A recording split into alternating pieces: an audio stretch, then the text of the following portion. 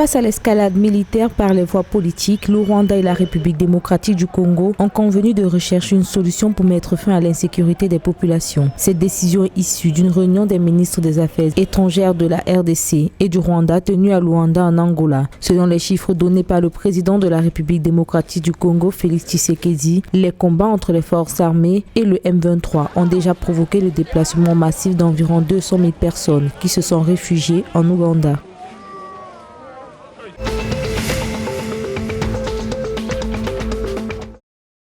Depuis le 7 novembre 2022, les pourparlers entre les autorités militaires de défense nationale éthiopiennes et le groupe rebelle Front de libération du peuple du Tigré ont débuté. Les différentes rencontres visent à élaborer un plan de désarmement, des combats et de réhabilitation ultérieure suite à l'accord de fin des hostilités signé entre les deux parties. Selon l'Union africaine, la réunion devrait aboutir à des accords sur les modalités pour faire taire les armes, l'accès humanitaire et la restauration des services dans la région du Tigré.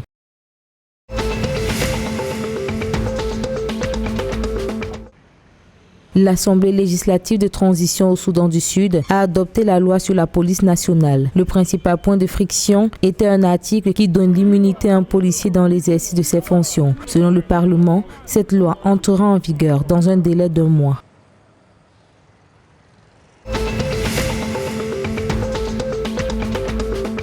$3 milliards seront investis pour des projets de fonds au Soudan. Ce soutien émane de la volonté de l'Arabie saoudite de participer à l'expansion du pays dans tous les domaines et mettre fin à la crise soudanaise. Le Fonds souverain saoudien a déclaré que les entreprises régionales investiraient jusqu'à $24 milliards dans des secteurs tels que les infrastructures, l'immobilier, l'exploitation minière, la santé, l'alimentation et l'agriculture, la fabrication et la technologie.